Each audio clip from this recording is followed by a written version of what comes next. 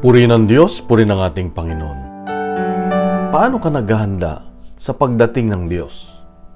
Sa Ebanghelyo ngayon, makita natin na sinabi ni Jesus na ang aliping tapat at matalino ay naghahanda para sa pagdating ng kanyang Panginoon. Dahil ang pagdating ng anak ng tao ay hindi natin alam kahit dapat nakahanda lagi. May hamon ng Diyos sa iyo at sa akin ngayon na sa ating pang-araw-araw na buhay, dumarating ang Diyos lagi. Kung hindi tayo nakapaghanda, hindi natin alam na siya na pala yung kausap natin. Siya na pala yung nakakasalamuhan natin. Siya na pala yung naririnig at nakikita natin.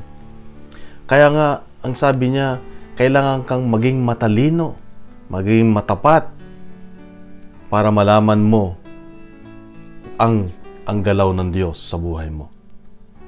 Pangalawa, hindi lang yung paghahanda, kundi meron tayong mga responsibilidad na ibinigay ng Diyos o inaatang niya sa atin. Kunwari, mayroon siyang pinapalaga sa iyo na isang pamilya, isang pamayanan, isang trabaho, mga biyaya na bigay ng Diyos sa iyo, ipinagkatiwala sa iyo. Ang inasahan ng Diyos, tayo ay maging tapat na katiwala. So, paano maging tapat na katiwala? Kailangan ka uli maging tapat at maging matalino.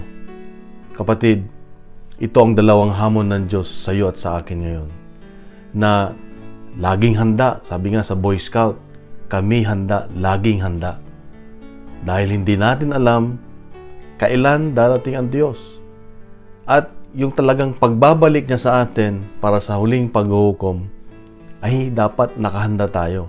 Kung hindi man, kung kailan tayo tatawagin ni Lord na bumalik na, kailangan nakahanda tayo. Kaya araw-araw, oras-oras tayo dapat ay nakaayon dun sa kalooban niya, gumagawa ng kabutihan para sa iba. Lahat ng ginagawa natin ay ating iniaalay sa Diyos at lahat ay nakatuon doon sa pupuntahan natin balang araw na kasama ang Diyos. Kapatid, ganito tayo kamahal ng Diyos. Ito ang pala niya sa iyo at sa akin ngayon na mahal niya tayo. Bukas muli meron siyang magandang mensahe sa atin. Ipagkalat natin itong mabuting balita, siya ang mabuting balita. Isang mapagpalang Miyerkules sa iyo at sa iyong mga mahal sa buhay, kapatid. God bless and God is good.